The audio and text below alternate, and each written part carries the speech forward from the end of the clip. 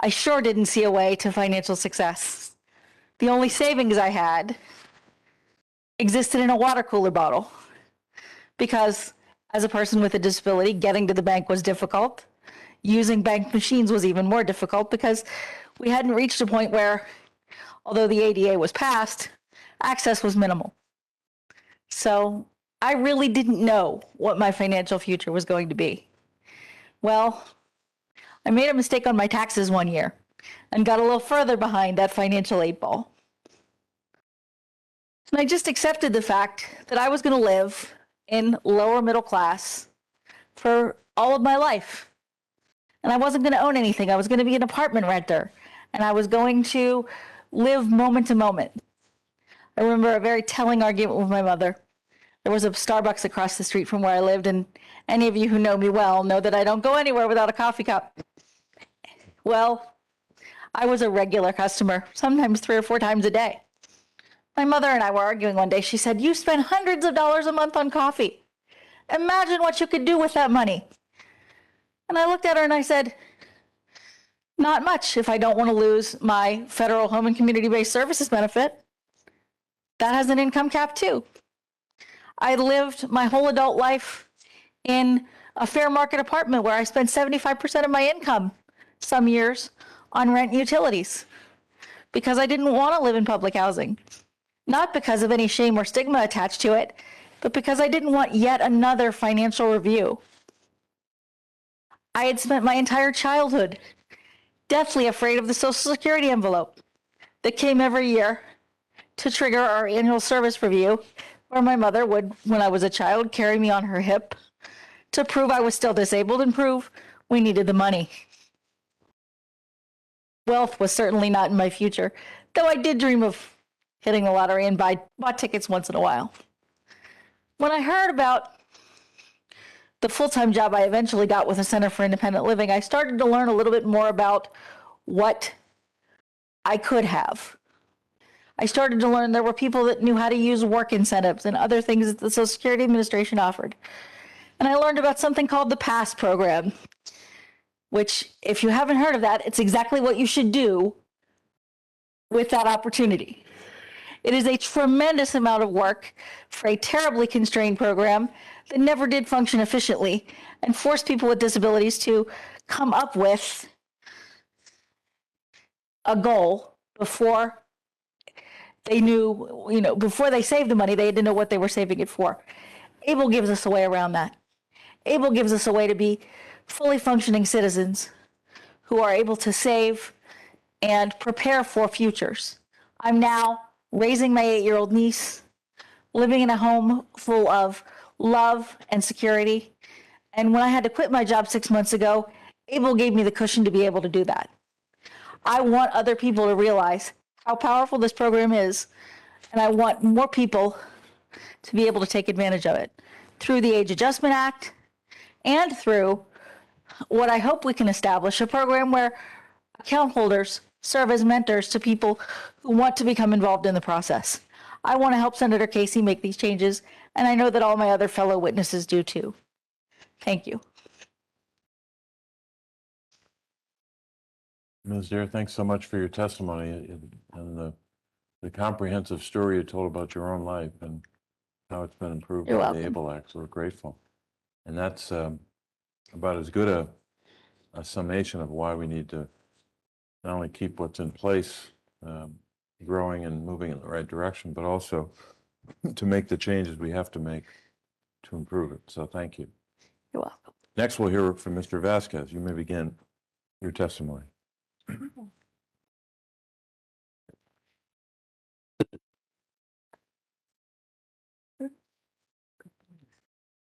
Ready? Good morning, Senator Usually. Good morning, Senator Casey.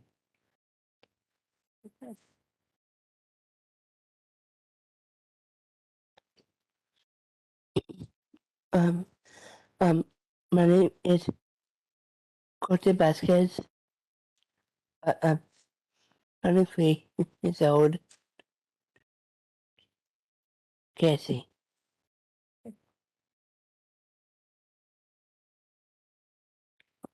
see board member Where do you live? I live Pittsburgh.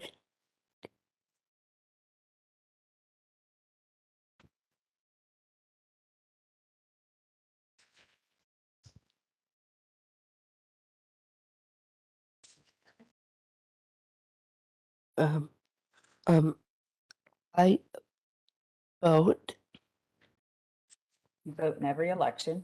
vote for president.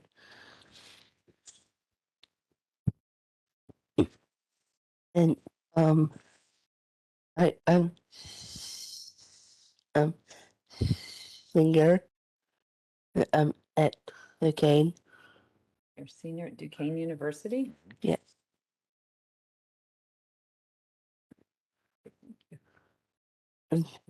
Thank you.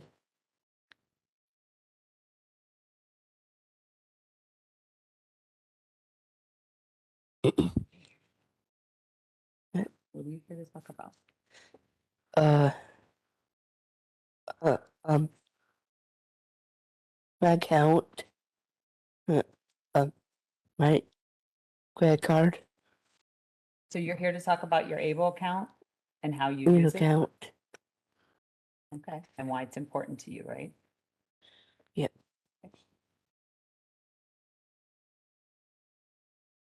And, I work, um, at Open Up, and, Taylorwood, Jennifer's, and, Casa Camp, So you had 4 jobs this summer? push-ups, December.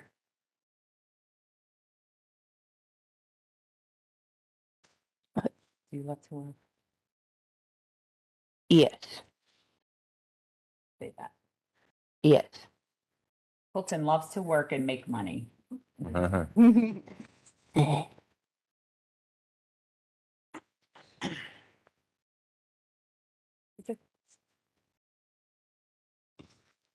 What are you studying at Duquesne? I study, um, um, history, theater, and acting. History of theater and acting.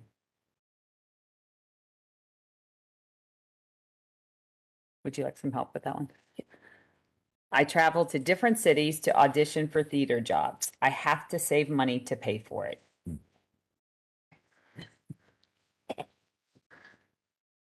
Um, Where did you go this summer to audition? uh, uh, Florida, um, Sesame Street Live, So you went to Florida to audition for Sesame Street Live. Harry Potter. Yes, you did go to Harry Potter also. What's your dream? My dream job, dream job, Regals, and, um, and, become Regal. So Colton's dream job is to become a wiggle and perform for kids. What are you saving your money for now?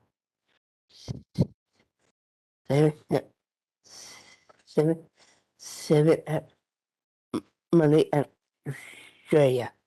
He's saving his money to go to Australia. Wow.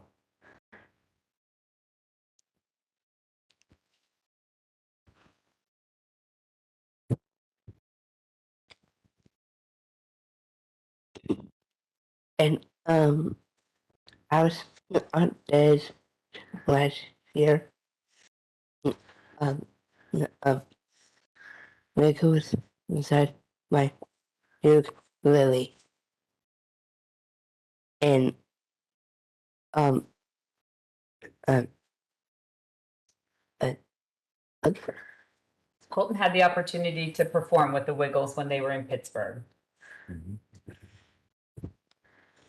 sitting at money. You must have a way to save money. And, um, You also want to save for what? Um, um, um, um, my own apartment Your own apartment? and um, um, um, my own wedding and my own dog.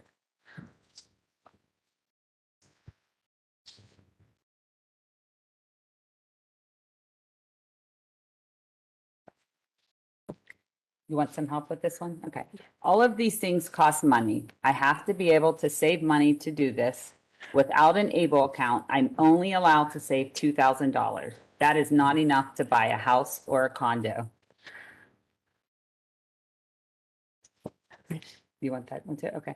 If you allow me to save money, I can provide many of my own supports. I will always need some help and I must have health insurance, but I am capable and need the chance to save money without being afraid of losing many of my other benefits.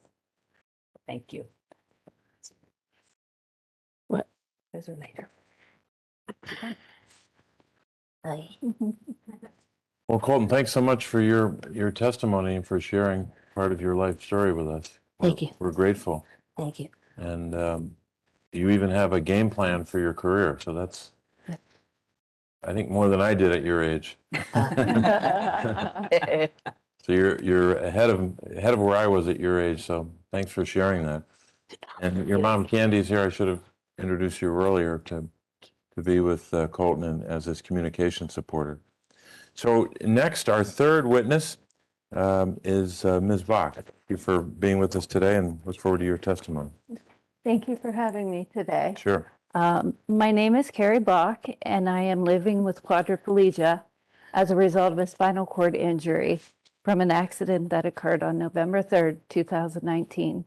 I was 41 years old. This accident happened in my own living room when I slipped, broke my neck at the C5, C6 level, which is about in this area, and my life changed forever in the blink of an eye. Prior to my fall, I worked as a professional in an office, just like all of you, but I also had a second career and identity as a professional performer. I'm a classically trained ballerina. However, I realized pretty early on that I was not physically built for a career in ballet. I'm 5'2", and I had a compact, muscular build, which was not exactly what ballet companies were hiring at the time. So instead, I took my training and I focused it on swing dancing, partnered acrobatics, aerial performance, and stilt walking. This allowed me the opportunity to travel around the United States as well as 33 different countries. I also spent a little time as a competitive bodybuilder. My husband here is also a professional performer too, with talents that far exceed my own. We had both decided that we were going to retire as performers that year. In fact, I finished my final gig 3 weeks before I fell. However, those are all stories for another day. I'm here to talk about November 3rd, 2019, the day both of our lives changed forever and in an instant. We all know that accidents happen every day, and it could be any one of us. I even worked for an organization, Voices for Independence, that assists people with disabilities, but I still never thought it would be me. We plan and save money for vacations, for buying a new car. We plan for our kids' college educations and our retirement, but no one ever makes plans to have a disability. We just don't, even though we know it could happen to any one of us or our loved ones at any moment. When I had my accident, we were both gainfully employed and had retirement accounts set up. I have a state pension plan, which I'm vested in. My husband has a 401k plan, and we both have IRAs. Our income and assets put us above the limit to qualify for most programs assisting people with disabilities. When I was in rehabilitation for my injury at UPMC Mercy Hospital, I remember being told that people with SCIs rarely ever return to work. And if they do, it usually takes 2 to 3 years. I returned to work 3 weeks after I left rehab. I also was told by the social workers that my options for going home were for my husband to quit his job to care for me at home, or I'd have to go to a nursing facility. Luckily, I knew from my years of working with the legislature and VFI that I had other options, and I discharged to my own home. Because of our financial situation and not qualifying for most programs, we immediately amassed a bill over $70,000 to get our home ready for me. This included new flooring that could withstand the wear and tear of my wheelchair, a ramp, accessible bathroom, and a van. We had to wait to install a door opener at the cost of over $6,000. That's right. I could not safely exit my home if I was by myself and a fire broke out. Luckily, we were able to make that investment this year so I can get out of my house. However, the $6,000 investment does not include the daily medical supplies that are not covered by my insurance. The past 2 years, my company has offered a health insurance option for a high deductible health plan with an HSA account. We changed our insurance company this year, and there's no longer the option for an HSA. Like most people, I read through the policy, but I don't yet fully understand how much my medical expenses will cost me this year between different deductibles, copays, co-insurance, or items that are not covered at all. I also no longer have the benefit of a plan that offers me a program with tax benefits for saving money for my medical expenses. I do not have the option of an Able savings account with similar tax benefits since I acquired my injury and disability after the age of 26. I would absolutely open an Able account for my medical expenses right now if the law allowed for it. I was lucky that I did not sustain a traumatic brain injury when I hit my head. My brain still works even if my body doesn't. I chose to continue working because I can. My husband and I chose not to spend down our resources so that the government would be responsible for paying my care. It would be nice to have the opportunity to open an Able account where we would have the same tax benefits as other people with disabilities.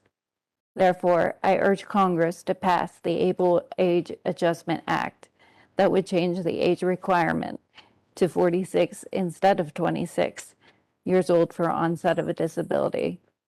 Thank you for the opportunity to submit my testimony for this hearing today. I hope that you will remember and consider my story if this legislation ever does come before you for a vote. And so I do have to leave you with one last question.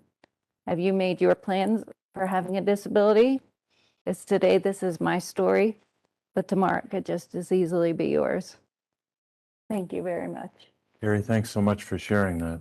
And You're we don't mind if I call you by your first name. That's And absolutely. your husband Jeff is helping you provide your testimony. We're grateful you're both Yes. here. Yes, he took off work today to be here with Oh, me. thanks, Jeff, for doing that, helping our hearing. But Carrie, you make the case for why able age adjustment has to get passed. Correct. Simple as that. Mhm. And now that I know your story, and now that I've been made aware of your legislative experience, Oh, use me up. we may, I'm ready. we may need to call you. I think that goes for everybody at this table. Yeah, to visit some offices. Yeah, And we can give you the address of where those offices are. no problemo. It's easier to do it in Washington because you can go up and down hallways instead of having to fly from one state to another. Right, yeah, But yeah, I absolutely. think I can get the office numbers for you. No problem. Somehow I'll figure that out. It's very interesting to be on this side of the table Yeah. instead of the other side of the table. Yeah. But, you know, it's also really helped me be on this side of the table, and I'm happy to do it. Well, your Harrisburg experience, I'm sure, will help us in Washington. Oh, yeah, I'm sure they still hear my high heels clicking around those halls. Well, we're grateful. Thank you. You're welcome. And our fourth and final witness, Mr. Douche, you may begin. Thank you for this opportunity to testify before the Senate Special Committee on Aging. My name is Andrew Deutsch. I live in Gibsonia, Pennsylvania, 15 miles north of Pittsburgh. I'm 27 years old and work in stock for Giant Eagle. I have been working for Giant Eagle for 9 years. I have a great interest in amusement parks, especially roller coasters.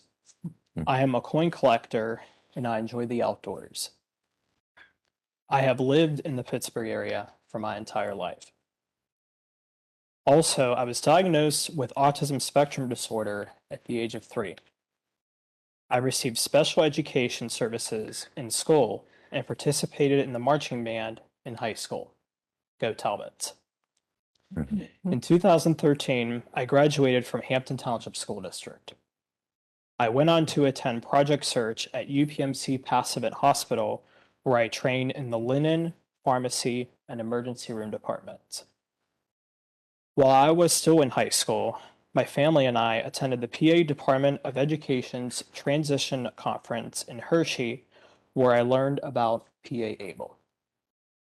Since I received benefits like a PFDS waiver and medical assistance, I couldn't have a lot of money in a savings account or I could lose those benefits. So my family and I found out more about PA Able and opened an account. At the same time, I was working part-time at Giant Eagle. I am working a lot more hours now than when I started at Giant Eagle. Some weeks I work 40 or a few more hours. Recently, I also became eligible for health insurance. I was glad that Giant Eagle offered me health insurance because I could not be on my parents' insurance anymore. There are other things that I didn't want to rely on my parents for as an adult, like transportation. I always knew I wanted to learn to drive, but I need a car.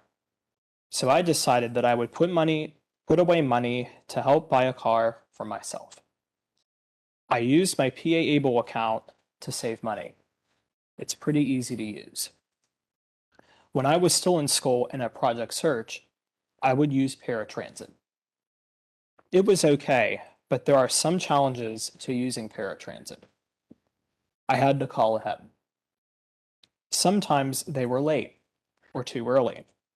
Sometimes I had to wait a long time for a ride. When I was 24, I decided it was time to learn to drive. I used the PennDOT app to practice the written test. It took a few tries, but I passed. Then I took driving lessons. In July of 2020, I took my road test and passed on the first try. The next day, my family and I went to look at cars. We knew I might not find something right away. They showed us some and they were okay. But then they showed me a black cherry Honda Civic. I loved the color and I liked how the car looked. It was perfect. Thankfully, I had saved quite a bit of money with my PA Able account, and I was able to put down a good amount for a down payment. By putting down more money, my monthly payments and my insurance payments are very manageable. Since I've gotten my license and my car, I am able to drive to and from work. I am able to meet friends at the driving range or my church group, and I don't have to rely on my family to drive me around. If I want to drive to Sheetz for a coffee, I just do it. Using PA Able, I was able to save enough money to buy a car. I am much more independent than I was when I had to use paratransit or rely on my family to drive me somewhere. My car has allowed me to do things I wouldn't have done if I didn't have it, and it gives me independence to do what I want. Now I am saving so that I can live on my own. I am saving for the first and last month's rent for an apartment. PA Able has helped me learn to save money and taught me that by saving, I can get the things I want to live a good life. Thank you. Well, Andrew, thanks so much for sharing that. And it's just such a specific example of what able can mean for someone's life. Just the ability to save for, in your case, a car, among other savings that you can achieve. So thanks for sharing that. I'll start our questions, and I'll start with I'll come back to Andrew in terms of the order, but I wanted to direct this first question to 3 of our 4 witnesses, to Brendan, Colton, and Andrew, because you have ABLE accounts. When we envisioned these accounts back in 2009, we started working on the legislation, and then it passed in 14. other senators and I knew that people, and House members as well, we had obviously passed it in both places. We knew that people with disabilities were being denied a chance to save, just as several of our witnesses talked about.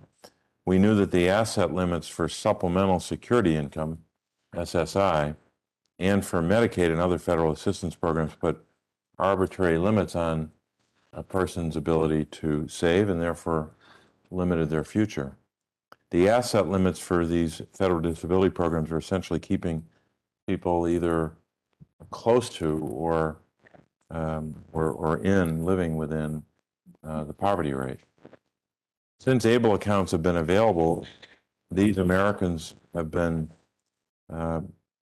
able to save, and each of you have highlighted some of those examples today.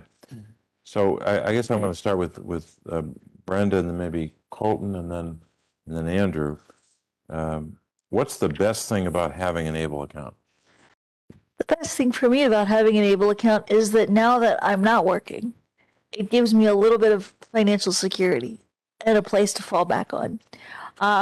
One of the things people don't think about, you mentioned assistive technology.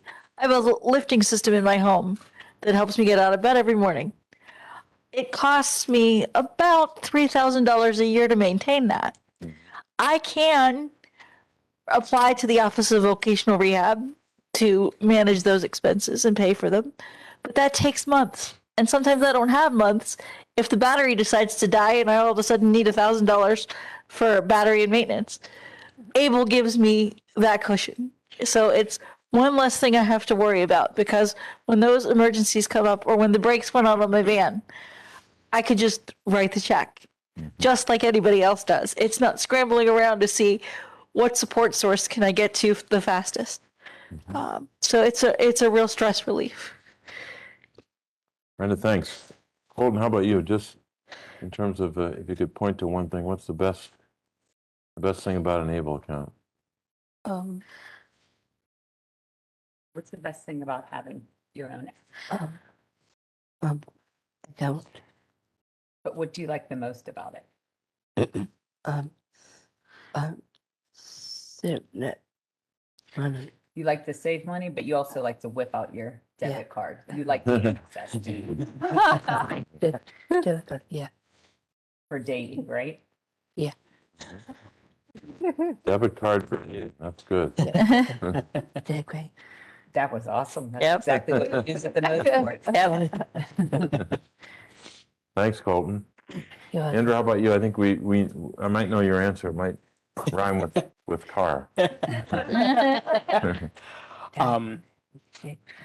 Well, I like to save from my ABLE account because what if I need tires changed on my car, or what Right. if my engine needs replaced?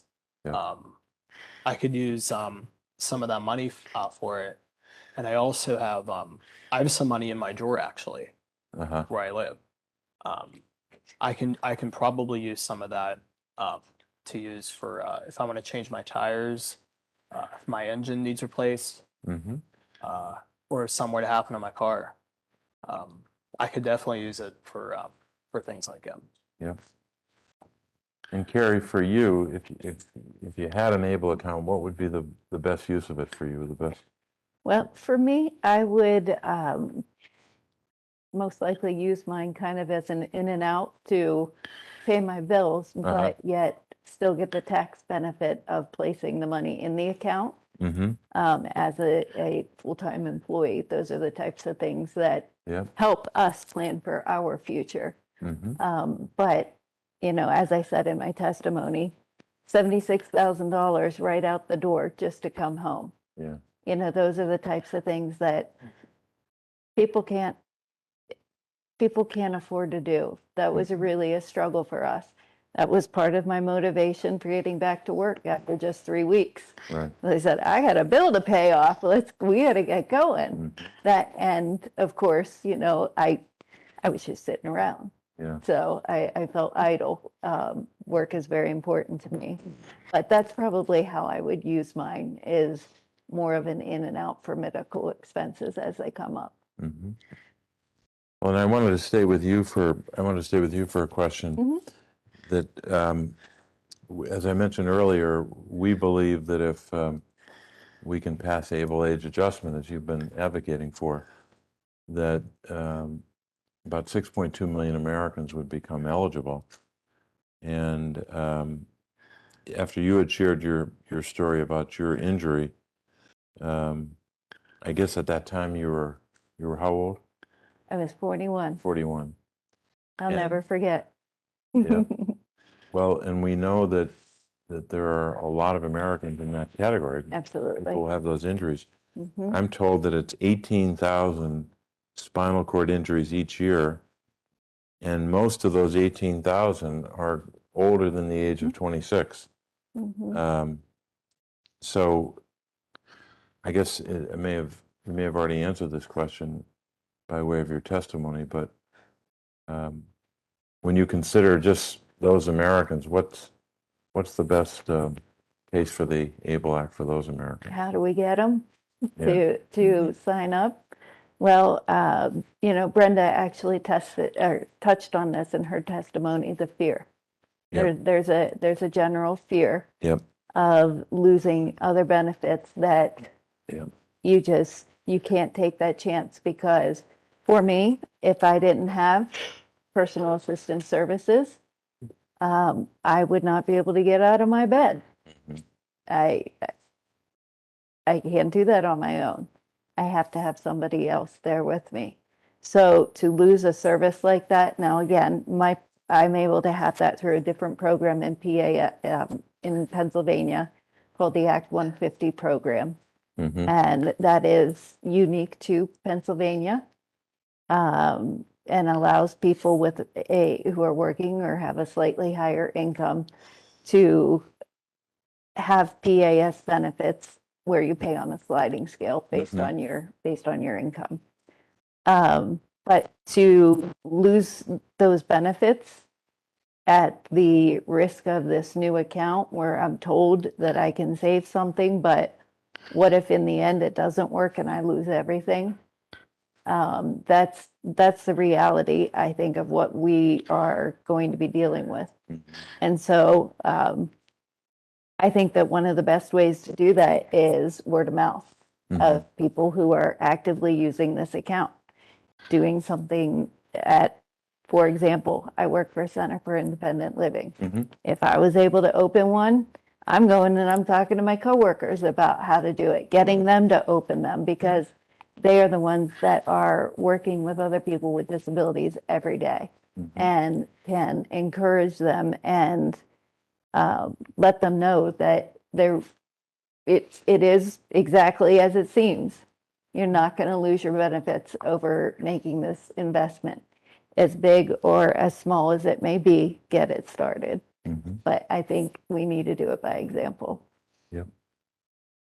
Well, thanks. I know when you're advocating for this bill, you're speaking for not just folks who might be beyond the age limit, but individuals who have suffered the same injury you have. So Absolutely. you're being a voice for them. I want to turn back to Brenda. One of the greatest challenges for some people with disabilities is finding a home. Affordable housing is challenging for everyone, and that goes beyond the disability community, but ever more so if you are in the disability community. We're told that a 2020 study found that only 6% of apartments or homes in the United States are accessible. 6% of homes and apartments accessible in the United States of America. I say that again with emphasis. Brenda, can you tell us how you're planning to use your ABLE account to help improve your housing situation if you've used funds to make your home more accessible? Well, as I said, it's to help me. I've used Able to help maintain the equipment that makes my home accessible to me. Right. But I just want to reiterate, when you're talking about 1 in 5 Americans with this has a disability of some sort, that 6% of homes and housing stock is woefully insufficient. When we bought our home, we looked at 32 houses Mhm. in 16 months. We bought the one that I could get inside of. It still required 2 years worth of modifications. If I had had an ABLE account at that time, the time frame for those modifications would have been greatly reduced. But because I had to depend on the Office of Vocational Rehabilitation, it took 2 years for a concrete pad in our driveway and a lifting system to be installed. That was all that needed done. For people that are aware of what those things are, that should have been 6 months at the most, rather than almost 2 years. So I think having my ABLE account and being able to tell people, if you really want to help us out as a family, if you really want to help me out, if you know that I'm going through some tough health stuff right now, and if you want to help out, I tell people, use the UGift code. Throw some money in my ABLE account. I don't need flowers. I don't need cards. But what we need as a family is to increase that financial buffer we have. And it's really been, I think, a powerful thing to be able to say to people, this is how you can really make a difference. And Brenda, you said for those home improvements, we needed a concrete pad, and what was the other thing? I needed a lifting system put in. It's Lifting, called yeah. a Sure Hands lift. It attaches to the ceiling and picks me up and can even pick me up off the floor. But it gets me out of bed and into my chair, out of my chair and onto the toilet and into the shower. Greatest piece of equipment I've ever owned. I'd like to see them become more common, but they are very expensive. Yeah. Hard to get. And I think that ABLE gives people some ability to have those things, but also some very simple things. There's an 8-year-old over there in that chair who really wants to go to Disney World. It's gonna cost me some extra money to take a personal care assistant with us, to make sure that the car rental we have is accessible, to make sure that everything we need is on that trip. ABLE will be part of that. And no, Kaylin, I'm not saying it's coming next week. Well, you're focused on that future. That's good. Yes. And to speak to what you were saying about how to reach people, I think people really do not only have to see it from us, they have to start hearing it from financial services professionals that they encounter on an everyday basis. Right. You know, back when we had a retirement account where I worked, I went to our planner when I was thinking about opening my ABLE account. I would have opened it sooner, except that he said, I don't know anything about that, and your employer's not going to match. So, you're better off just using our account. It shouldn't be that way. Yeah. We should have the ability to do a one-time rollover of a larger amount every once in a while if, say, an inheritance comes. And financial planners need to know how ABLE works and how it interacts with other programs so that they can offer, really good advice. Well, Brenda, thanks for that. I wanted to turn to Colton for a question about education and employment.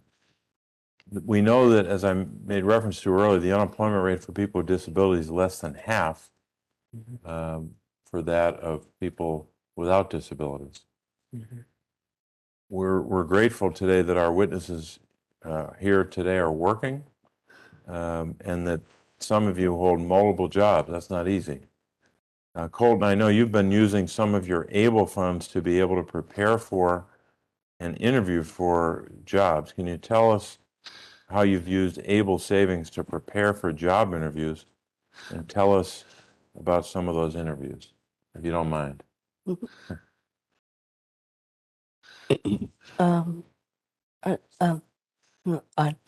Audition, Florida, What did you audition for in Florida? that's my street. Sesame Street. And then where else have you gone? At, New York, City? yeah. And what did you audition for there? Um,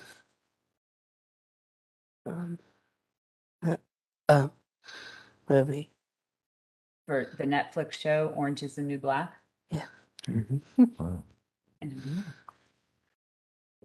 So Pittsburgh has some performance, but you have to go to other cities all the time, right? Yeah. It's expensive. Where else are you headed to for the movies? There. To California? Mm-hmm.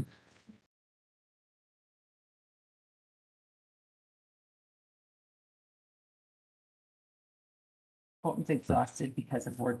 Oh, yeah, I was going to say, I got sorry it. for that delay. I wanted to make sure that, but so you're planning to go to California, Yeah.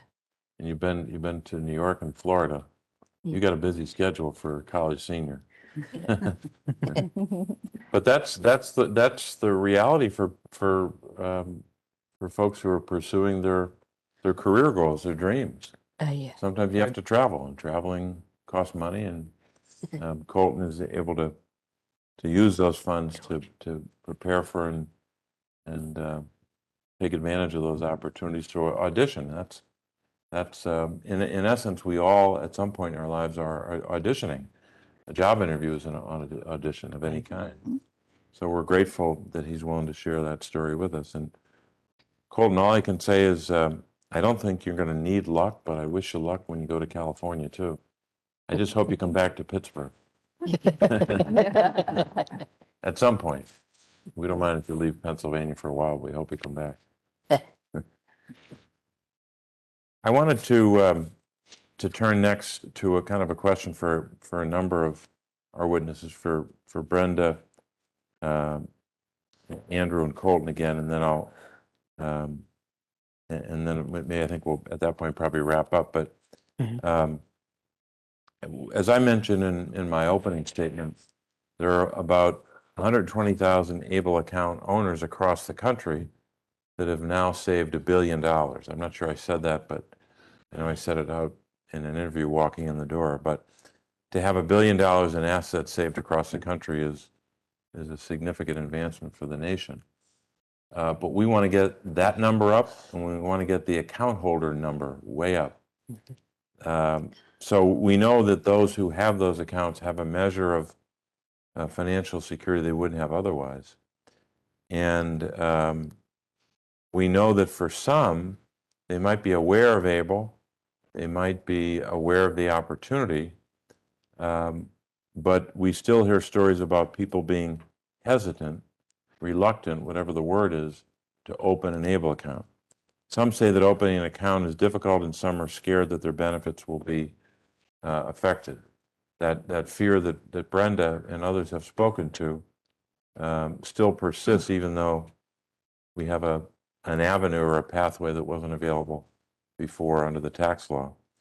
So I wanted to ask Brenda, then Colton, and Andrew, can you talk about the experience of actually opening the account, opening an ABLE account, and if it's had any effect on your federal disability benefits?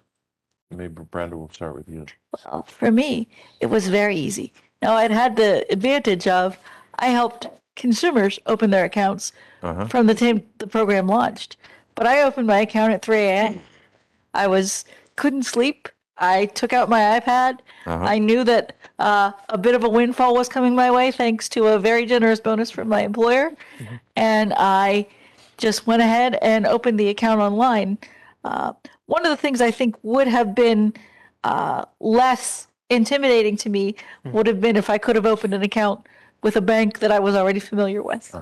The limited number of providers, I think, will be a barrier for some folks. The fact that I deal with one bank for my everyday spending and another bank for my ABLE is something I'm able to manage, but a lot of people they see that as a hassle they don't want. Having to go to Yeah. another bank for another part of Right, because in Pennsylvania, only Fifth Third offers ABLE accounts. And as a lifelong PNC customer, I've had the same bank account since I was 16. It's a lot to have to manage that second relationship. Yep. And for some folks, that's a barrier. They're very resistant to that change. So Brenda, I want to be clear. Are you recommending that everyone open their ABLE account at 3 a.m.? I recommend that everybody open their ABLE account as soon as they are eligible. I think it should be something that when younger folks come out of rehab, they should be given that pamphlet. They should sit down with somebody who understands it and just get it open, even if it's just $5 or $10. You know, I waited until I had a fair amount of resources, and that was not very smart of me. Mm-hmm. I will freely admit, for all the things I'm good at in this life, I'm not good with money. I'm working to change that thanks to Abel. So that recommendation about getting getting that information just as you're finishing your rehabilitation is important. Huh? Yes. Yeah. And also high school seniors, Mm-hmm. kids who grow up with disabilities, it should be part of their transition planning. Mm-hmm. Yeah. Colton, how about you? Uh, Do you remember when we opened your account? We did it together. yeah. How did we do it? Yeah. On the computer. I support Colton with his financial, Uh-huh. and I know everything that Brenda said on the transition. Mm-hmm. Schools should be told about this. Colton had his first job in 8th grade at 14 and paid taxes and earned money. He should have known then. And putting it in those hands, and also a bank that actually had a branch in Pennsylvania would be a huge benefit. Mm-hmm. He currently has 3 checks that need to be deposited, and sometimes there's a delay because of just getting organized, huh? Yeah. So a Pennsylvania branch would be Would helpful. be really nice. Mm-hmm. Oh, it was easy, huh? We didn't have to do anything other than the computer. Yeah. It took minutes. Andrew, how about you? Well, for me, Was it at 3 a.m.? no, No. no, it was not. For me, I get PFDS waiver services, Uh-huh. and that has not impacted my my benefits at all. I actually had enough. I had enough money in my Able account to put a down payment on my Honda Civic that I Uh-huh. mentioned, and I plan to save even more of that money, probably for an apartment down the road Mhm. when I move out of my parents' house. That's great. And that you've had the car how long? About 2 years. It's running pretty well. Yeah. It's great. We just need to get gas prices even lower, right? Yes. That'll be the subject of another hearing. I guess the last thing I wanted to ask about was some suggestions for others who may hear about the work we're all trying to do together. We had one of the great promoters and really the offices around the country that are implementing the ABLE Act are state treasurer's offices around Right. the Commonwealth or I should say around the Commonwealth, around the country, and including here in Pennsylvania. Our state treasurer, Stacey Garrity, and her team have worked to promote ABLE accounts all over the state, Right. and are also advocating for the passage of the ABLE Age Adjustment Act. Right. So that office in Pennsylvania has done a lot of outreach to inform people about these accounts. And as I said earlier, we've got almost 7,000 accounts in Pennsylvania, and we have accounts in 64 out of 67 counties, which is significant. Right. There's 3 we don't, and we're working on all 3. But there are thousands more people that are eligible for ABLE accounts, both in our state and around the country, if we can get this legislation passed to raise that age. So I guess for all of our witnesses, maybe I'll start with Carrie. What are your suggestions for reassuring people that ABLE will not affect eligibility for federal disability benefits, and how should we encourage people to become able account owners? Sure. First of all, I have to share two secrets. Sure. This one's for Colton. My husband and I used to be mascots. My name was Whiplash and he was Clutch. Wow. So we have great. yep, we have that in common. That's hard work, really hard work, and good for you. And the other secret is, as Brenda again mentioned, financial services right here. That's that's the field that my husband works in. He whispered in my ear, he said, I could be telling people about this. Do you feel like you're sufficiently informed enough to do that, Jeff?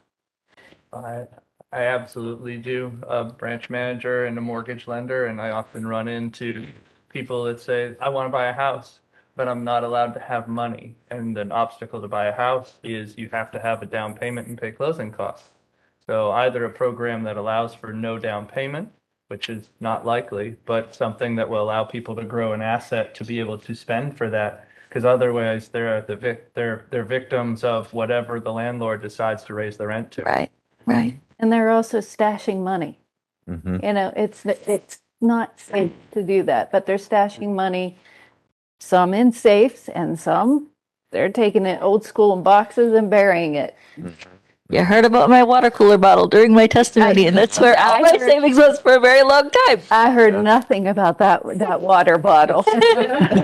Yeah. I heard absolutely nothing.